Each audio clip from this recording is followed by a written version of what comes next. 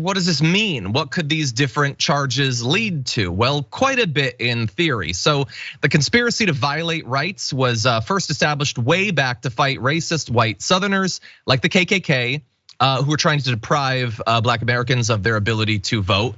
In this case, it could lead to 5 years in prison. Conspiracy to defraud the United States could also lead to 5 years in prison. And then you get into the more serious ones.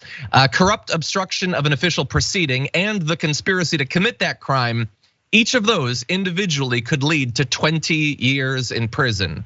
I am not a mathematician, but it's a lot. It's a lot for a guy of his age and lifestyle. So he could spend quite a bit of time in prison. Now, that does not mean that he couldn't run for prison. He's running for prison with all of his actions. He could still run for president. He could still be president, maybe. Officially, thus far, he could still be president, even if he was found guilty of these. This was not sedition that he's been charged with.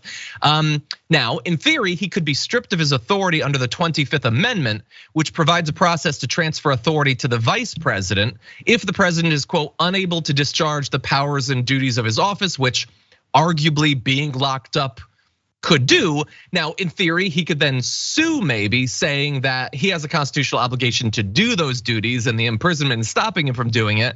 In any event, all of this, including the possibility of pardoning himself, this is all possible, but it is not well laid out. There is no established path for this because generally we have not had someone who's just criming left and right as president or after it. So almost certainly it would involve appeals. Those appeals would almost certainly go to the Supreme Court, and we don't know exactly what would happen.